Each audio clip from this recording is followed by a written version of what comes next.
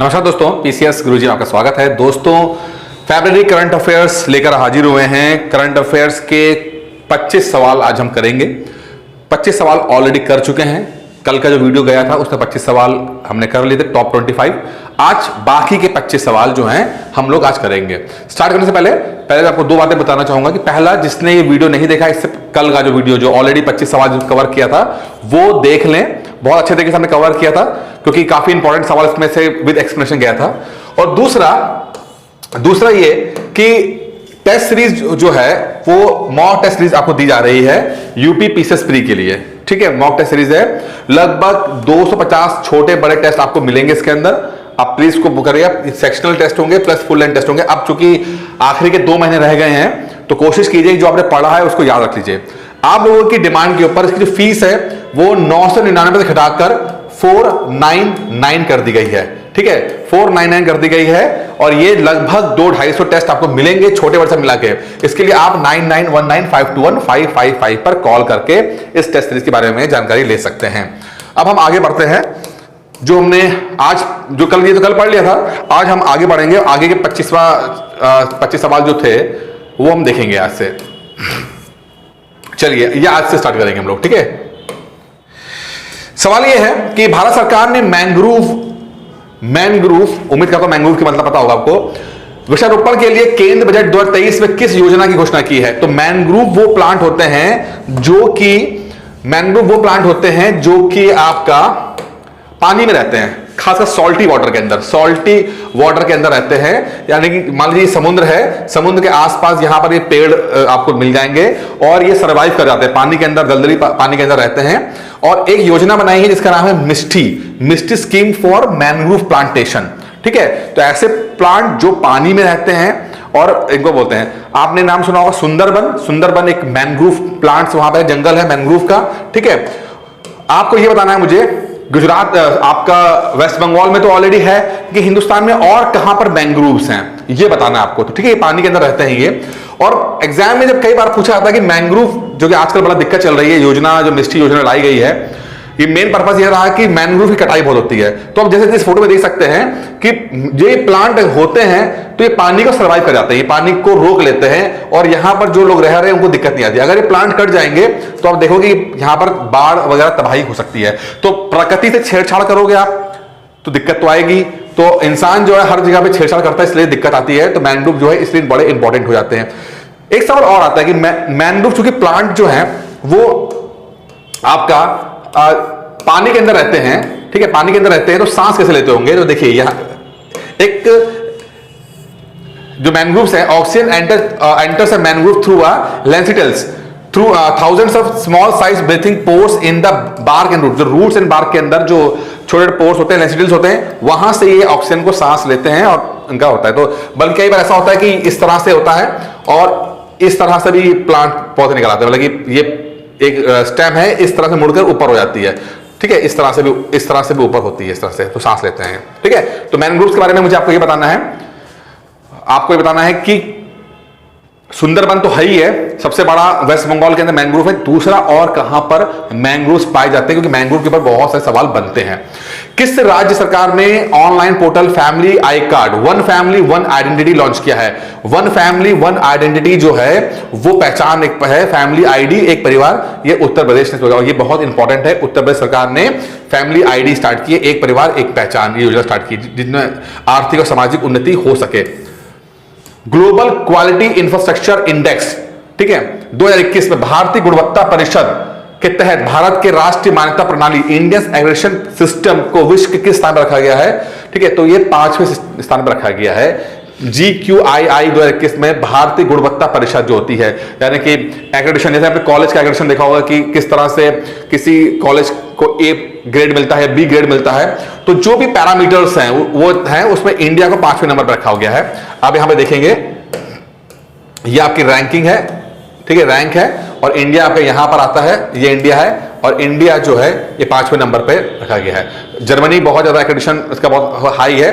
तो जितना ज्यादा एक्रेडिशन है, क्वालिटी पे ध्यान देते होंगे, तो चाहे जर्मनी हो, चाइना हो, अमेरिका हो, सब जो आपकी संपन्न कंट्रीज हैं वो क्वालिटी पे ज्यादा फोकस करती हैं। ठीक है, the economic times global business summit जो है 17-18 फरवरी को हुई, वो कहां आयोजित की गई है? तो नई दिल्ली में हुई है। और मोदी जी ने इसका prime minister Modi at the economic times global business summit 2023 जो कि नई दिल्ली में हुई है। भारतीय मूल के किस अमेरिकी को यूट्यूब का नया सीईओ नियुक्त किया गया है? तो आपको पता ही होगा, नील मोहन जो है, नील मोहन यूट्यूब के नए सीईओ हो गए हैं। पहले ये प्रोग्रामिंग वाले टेक्निकल डिपार्टमेंट थे, लेकिन अब सीईओ नील मोहन बन गए। और आप देख सकते हैं कि किस तरह से इंडियन डायस्पोरा या एनआरआई इंडियंस, ठीक है, या इंडिया से जो पढ़ के बाहर जाते हैं, वो सब लोग कितने ज्यादा अच्छे तरीके से काम कर रहे हैं और अच्छी अच्छी पोजीशन में पहुंच रहे हैं। Swiss air tracking index I1Q एयर, Swiss air tracking index 1Q air real time worldwide air quality monitor के अनुसार विश्व का दूसरा सबसे बड़ा प्रदूषित शहर कौन सा है? तो है मुंबई। तो उसको दूसरा सबसे बड़ा प्रदूषित शहर मुंबई को माना गया है। अभी और देखिए, एक बात समझ के चलिएगा, बहुत सारे जो स्टडीज होती हैं वो अलग अलग टाइम पर रिलीज होती हैं और अलग अलग शहरों को वो रैंक करते हैं। तो आपको यह देखना है कि कौन से स्टडी ने किसको नंबर 1, 2, 3 रखा हुआ है। जरूरी नहीं है कि सबका पैरामीटर एक जैसा हो, सबका पैरामीटर अलग अलग होते हैं। तो प्लीज ध्यान दीजिएगा कि अगर इसने 1Q एयर ने मुंबई को नंबर 2 पर रखा है, तो हो सकता है दूसरा कोई और स्टडी करेगा और उसको दे सकता है। तो आपको थोड़ा सा ध्यान रखना है कि कौन से वाले ने क्या रैंकिंग दी है। ऐसा ना हो कि आपके सब पजल हो जाए, मिक्स हो जाए और दिक्कत हो जाए आपको।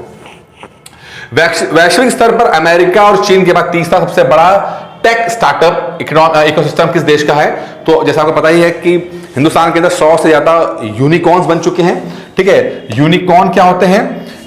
जिस कंपनी का 1 बिलियन वैल्यूएशन हो जाता है, 1 बिलियन से ज्यादा का वैल्यूएशन हो जाता है, उसको हम टेक का यूनिकॉर्न बोलते हैं। यूनिकॉर्न, ठीक है। यूनिकॉर्न क्या है? एक ऐसा जानवर जिसके सिर के ऊपर एक सींग होती है। एक ये लेजेंड है, यानी कि हाइपोथेटिकल, एक मैथोलॉजिकल एक जानवर है, इसीलिए रेयर है। इसलिए ऐसी कंपनियां बहुत जल्दी रेयर हो जाती है जो 1 बिलियन वैल्यूएशन क्रॉस कर लेती है, $1 बिलियन का वैल्यूएशन क्रॉस कर लेती हैं। लगभग इंडिया के 100 से ज्यादा स्टार्टअप ऐसे हैं, कंपनी ऐसी हैं जो कि यूनिकॉर्न हो चुकी हैं।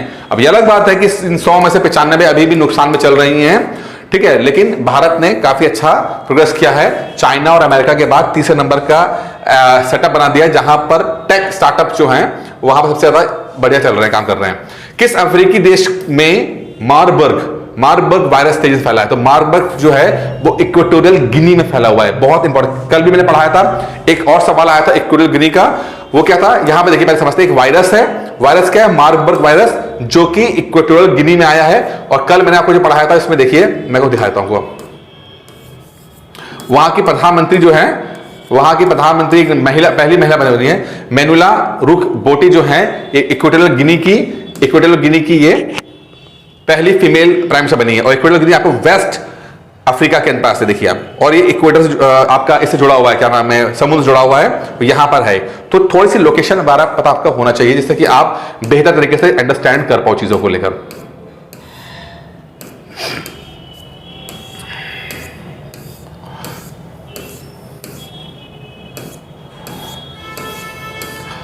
T20 इंटरनेशनल में 100 विकेट लेने वाली भारत की पहली गेंदबाज कौन बनी है? महिला गेंदबाज कौन बनी है? तो वह दीप्ति शर्मा। दीप्ति शर्मा स्पिनर है और ये पहली इंडियन बॉलर बनी है जो जिसने T20 के अंदर 100 विकेट लिए हुए हैं। और अगर मैं पुरुषों के बारे में पूछूंगा, पुरुषों में सबसे ज्यादा बॉलर, ऐसा कौन सा बॉलर है जिसने सबसे ज्यादा विकेट लिए हैं T20 के अंदर? तो ये क्योंकि पढ़ा चुका हूं, आप प्लीज इसको कमेंट बॉक्स में डालिएगा कि सबसे ज्यादा विकेट लेने वाला कौन बॉलर है। जस्टिस सोनिया गुकानी किस राज्य की पहली महिला मुख्य न्यायाधीश बनी है? तो सोनिया गुकानी जो है वो गुजरात की पहली चीफ जस्टिस बनी है, ठीक है। सोनिया गुकानी पहली महिला न्यायाधीश है, चीफ आपका है, और वो जो है मुख्य न्यायाधीश हैं, जो कि गुजरात की पहली हैं, महिला हैं जो।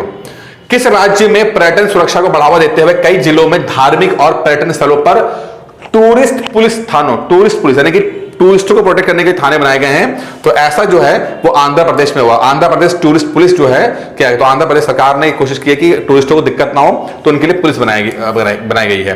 17-18 फरवरी 2023 को the economic times global business summit कहां आयोजित की जाएगी? तो ये पहले पढ़ चुके हैं, नई दिल्ली में ये समिट जो है वो आयोजित की गई है।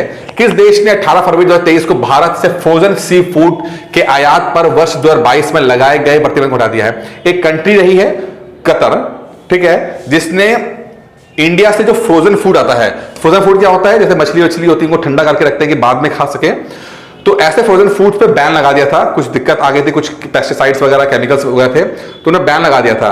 अब उसके बाद उन्होंने ये बैन लिफ्ट कर दिया है, खत्म कर दिया। अब इंडिया से ये एक्सपोर्ट हो सकता है, ठीक है। अब कतर के ऊपर ये तो सवाल जो हो गया, कतर के ऊपर सवाल कई बन सकते हैं, क्योंकि कतर में वर्ल्ड कप भी हुआ है, तो कतर एक लाइमलाइट में रहा है। तो अगर हम ज्योग्राफी में देखेंगे, अगर मैप पे देखेंगे, तो कतर आपका यहां पर है, ठीक है, एशिया के अंदर ये आता है कतर, ठीक है, छोटा सा कंट्री है, बहुत रिच कंट्री है, बगल में बहरीन है, और आप यहां देखिए पर्शियन गल्फ है, बहुत इंपॉर्टेंट है, पर्शियन गल्फ है और द गल्फ ऑफ ओमान है। तो पर्शियन गल्फ और गल्फ ऑफ ओमान दो हैं बीच, ठीक है, और यहीं पर आपका कतर है, बहरीन है, ठीक है, ये आपका सऊदी अरब है, यहां पर आपका यूएई है, यहां पर ओमान है, यहां पर ईरान है, यहां पर इराक है। तो आप देख सकते हैं कि इसके आसपास कौन सी कंट्री है। तो क्वेश्चन कैसे बन जाएगा, जो मुझे लगता है कि बहुत इंपॉर्टेंट बनेगा, कि पर्शियन गल्फ के इर्द गिर्द कौन सी कंट्रीज होती हैं, पर्शियन गल्फ के इर्द गिर्द कौन सी कंट्रीज हैं। और क्योंकि इस तरह का सवाल यूपीएससी में आ चुका है कि मेडिटेरियन सी के इर्द गिर्द कौन सी कंट्री होती हैं, तो यहां पर, क्योंकि ये कोई देखिए जरूरी नहीं है कि वो वर्ल्ड कप पूछ ले आपसे, वनडे एग्जाम नहीं हो रहा है, वो पूछ लेगा कि बताओ क्या है।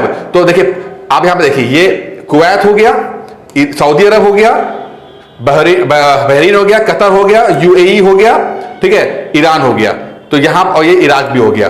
ये सब जो है इन्होंने पर्शियन गल्फ से अपना एक कोस्ट बनाते हैं। ये इस तरह के सवाल करेंगे तो ही आप बेहतर तरीके से संभाल पाओगे, नहीं तो भूल जाओ, कंफ्यूज हो जाओगे। हाल में ही भारत ने किस देश के साथ क्रॉस बॉर्डर पेमेंट कनेक्टिविटी शुरुआत की है? तो सिंगापुर के साथ इंडिया की कंपनी है यूपीआई सिस्टम, और सिंगापुर का है पे नाउ लिंकेज।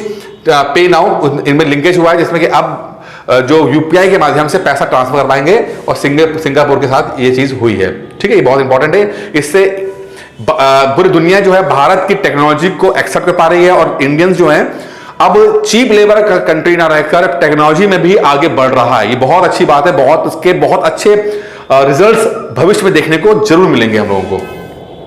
हाल में भारतीय पुरातत्व सर्वेक्षण आर्कियोलॉजिकल सर्वे ऑफ इंडिया ने देश के कितने स्थानों पर खुदाई के लिए मंजूरी दी है? तो लगभग 47 स्थानों पर एएसआई ने खुदाई के लिए, जिससे कि हम समझ सके और बेहतर तरीके समझ सके चीजों को। केंद्रीय मंत्रिमंडल ने 22वें विधि आयोग लॉ कमीशन 22वें लॉ कमीशन के कार्यालय को 31 अगस्त 2024 तक बढ़ाया दिया गया है। 22वें विधि आयोग के अध्यक्ष कौन है? तो आप ये है न्यायमूर्ति ऋतुराज अवस्थी। विधि आयोग के 22वें विधि आयोग के अध्यक्ष हैं ऋतुराज अवस्थी। आपको यह बताना है कि ये जो विधि आयोग है, लॉ कमीशन है, क्या एक संवैधानिक संस्था है या नहीं है? जो लॉ कमीशन है ये एक कॉन्स्टिट्यूशनल बॉडी है या नहीं है, ये बताना है आपको। न्यायमूर्ति ऋतुराज अवस्थी इसके 22वें अध्यक्ष हैं। 2022 में किस देश की प्रजनन दर, फर्टिलिटी रेट दुनिया में सबसे कम है? 0.78, वो है साउथ कोरिया। साउथ कोरिया में तो लोग शायद शादी करना नहीं चाहते, बच्चे नहीं करना चाहते हैं, इस कारण से बच्चे हो ही नहीं रहे हैं। यहां तक कि 2.1 जो फर्टिलिटी रेट होता है, यानी एक महिला देश की वो 2.1 बच्चे पैदा करे, इसको हम बोलते हैं रिप्लेसमेंट रेशो बोलते हैं, कि भाई जितने बच्चे एक सिस्टम से बाहर जाएंगे उतने सिस्टम उन बच्चे उसको रिप्लेस करने के लिए आ जाएंगे। तो 2.1 तो रहना चाहिए। अगर इससे ज्यादा हो रहा है तो वो ओवर पॉपुलेशन बन जाता है, इससे कम रह रहा है तो अंडर पॉपुलेशन रह जाएगा। अब प्रॉब्लम क्या है कि इंडिया में भी लगभग 2.0 के आसपास पहुंच चुका है, 2.1 2.0 के पास पहुंच चुका है, लेकिन इसका क्योंकि पॉपुलेशन बहुत ज्यादा है, स्लो डाउन का असर होने में हमें शायद 30 साल का समय लग जाएगा, 20-30 साल का लगेगा। लेकिन कोरिया में 0.78 चल रहा है, यानी कि आप देखो कि लोग शादी करना चाहते हैं। देखिए रिच कंट्रीज या रिच लोगों के साथ क्या होता है कि वो ज्यादा फ्री होकर जीना चाहते हैं, चाहे यूरोप हो, चाहे साउथ कोरिया हो, जापान हो, जितने रिच कंट्रीज हैं, यहां तक कि इंडिया में भी जितने रिच लोग हैं, वो बच्चे पैदा करना पसंद नहीं करते हैं, क्योंकि बच्चों के साथ जिम्मेदारी बहुत ज्यादा आ जाती है, पसंद नहीं करते। इसीलिए आप देखो बॉलीवुड में, देखो आप बॉलीवुड के अंदर कितने लोग हैं जिनके शादियां नहीं की, जिन्होंने की हैं, या बच्चा चाहिए तो सैरोगेसी से करा लेंगे, ठीक है। लेकिन जो आम आदमी है वो तो नाच नाच के शादी करता है, दूल्हे पे चढ़ जाएगा और दुल्हन कहीं और चढ़ के छत पे चढ़ के वरमाल डाल रहे। तो एक तरह का सोच का फर्क है। मैं किसी को मैं कुछ नहीं बोल रहा, सोच का फर्क है कि रिच आदमी के साथ उसकी अलग सोच है, उसका एक अलग की प्रायोरिटीज है, वो कुछ और दिखता है। वही गरीब लोगों के अपने अलग तरीके से चलते हैं, मिडिल क्लास लोग अपने अलग तरीके से चलते हैं, ठीक है। तो ये आपका हो गया साउथ कोरिया है। तो जापान के साथ कंफ्यूज मत करना, जापान में भी बहुत कम है, लेकिन जापान का इसका आंसर नहीं, साउथ कोरिया का आंसर है। साउथ कोरिया को लेकर एक सवाल बहुत आता है, चाहे ज्योग्राफी में आता है, वो आता है 38 पैरेलल, 38 डिग्री पैरेलल, ठीक है। इसका मतलब क्या है? इसका मतलब ये है कि एक रेखा जो ये लैटिट्यूड है, ये साउथ कोरिया और नॉर्थ कोरिया को डिवाइड कर रही है। तो 38 डिग्री पैरेलल आप सवाल आता है तो साउथ कोरिया और नॉर्थ कोरिया डिवाइड कर रही है। इसी तरह 49 डिग्री चैनल आता है, 49 डिग्री, ठीक है, इसके बारे में पता होना चाहिए। 10 डिग्री चैनल आता है, 10 डिग्री चैनल, इसके बारे में पता होना चाहिए। 8 डिग्री, 9 डिग्री, ये सब आपको पता होना चाहिए, सब एग्जाम्स में आ चुके हैं, ठीक है। ये आपका हो जाएगा।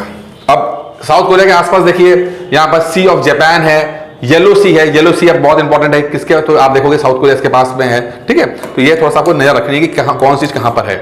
किस देश में commercial arms transfer CAT policy launch की है? तो अमेरिका ने commercial arms transfer CAT policy जो है वो लॉन्च की है कि हम कॉमर्शियली किसी को हथियार बेच सकें।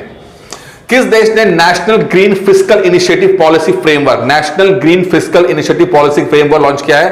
तो वह केन्या ने किया है। बहुत इंपॉर्टेंट है, national green fiscal initiative policy, यानी कि वो ग्रीन एनर्जी पर काम करेंगे। और केन्या से अगर बात करूं तो केन्या में आप देखोगे कि कई सवाल निकल के आते हैं। पहला सवाल निकल के आता है, दो सवाल मैं यहां डिस्कस करूंगा। पहला है लेक विक्टोरिया, जो अपने आप में बहुत इंपॉर्टेंट है। लेक विक्टोरिया इर्द गिर्द 3 कंट्रीज आती हैं। देखिए, ये तंजानिया आ गया, ये आपका केन्या आ गया, और आपका आ गया युगांडा, ठीक है। युगांडा, तंजानिया और केन्या में ये लेक विक्टोरिया बनती है। ये पहली चीज तो बहुत इंपॉर्टेंट याद है, क्योंकि ये सवाल आ चुका है एग्जाम के अंदर। आपको ध्यान रखना है कि हमें केन्या, युगांडा और तंजानिया रखना है। प्लस आप ये देख रहे हो जो लाइन, ये लाइन जो है वो इक्वेटर है, ये, ठीक है। तो केन्या से और युगांडा से और ये लेक विक्टोरिया से जो आपकी इक्वेटर घूम जाता है। इक्वेटर अफ्रीका को हाफ पीसेस में डिवाइड कर देता है, आधा पीसेस में डिवाइड कर देता है, ठीक है। ये सवाल सब आए हैं, यूपीएससी में सवाल आए हैं, मैं डिस्कस कर रहा हूं, जितने बातें बता रहा हूं आपको, ठीक है। थोड़ा सा ध्यान रखिएगा, ठीक है। फिर आप देखिए तंजानिया में माउंट किलिमंजारो है, ये अपने आप में बहुत बड़े वहां का माउंटेन रेंज है। तो ये सब आपको ध्यान रखना है इसके अंदर। अल्ट्रासैट किस देश का पहला टेलीस्कोप मिशन है? तो अल्ट्रासैट जो है वो इजराइल का मिशन है। ये अल्ट्रासैट में ultraviolet transit astronomy satellite, ठीक है, exploring the dynamics UV sky.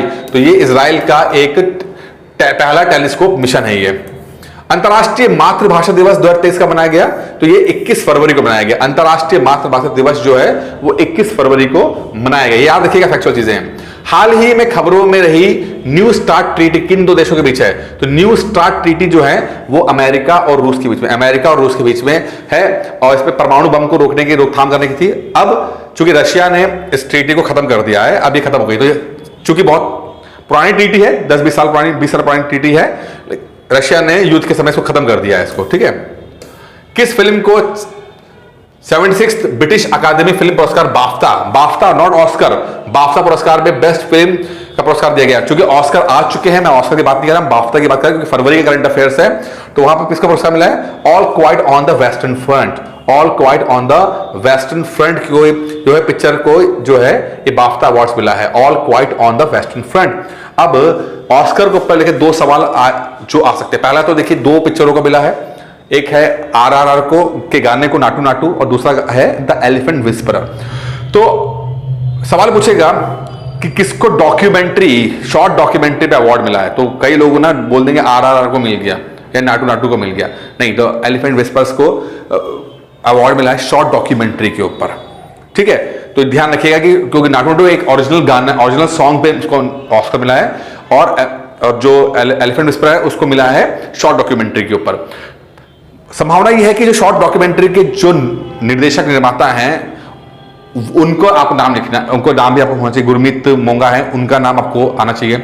या नाटू नाटू के जो म्यूजिक डायरेक्टर हैं या राइटर हैं, लिरिक्स राइटर जो हैं, चंद्र बोस, जिसने गाना लिखा और जिसने बनाया MM किरावनी, ठीक है, इनको MM करीम बोलते हैं, MM केरावनी नाम उनका है से, ठीक है। तो ये नाम रखेंगे, तो MM केरावनी जिसने म्यूजिक दिया, चंद्र बोस जिसने गाना लिखा, ठीक है, ये इंपॉर्टेंट हो जाता है। दूसरा है गुरनीच मोंगा जिसने एलिफेंट विस्पर पिक्चर बनाई है। ग्लोबल लेबर रिसाइलेंस इंडेक्स 2023 के अनुसार किस क्षेत्र में सबसे अधिक श्रम बाजार लचीलापन है? श्रम बाजार, ये बहुत इंपॉर्टेंट है। ग्लोबल लेबर रिसाइलेंस इंडेक्स 2023 में सबसे अधिक लेबर बाजार लचीला है कि फ्लेक्सिबल है, कोई कहीं जाए कहीं कहीं आए, तो ये नॉर्थ अमेरिका में है। तो रिच कंट्रीज होती हैं, ज्यादा रिस्ट्रिक्शन लगाती नहीं है, तो नॉर्थ अमेरिका का जो इलाका है वहां पर बहुत फ्लेक्सिबल चीजें हैं। जितना गरीब कंट्री होगा उतना प्रोटेक्टेड रहेगा, प्रोटेक्शन रहेगा, नहीं मत जाओ, रुके रहो, ठीक है।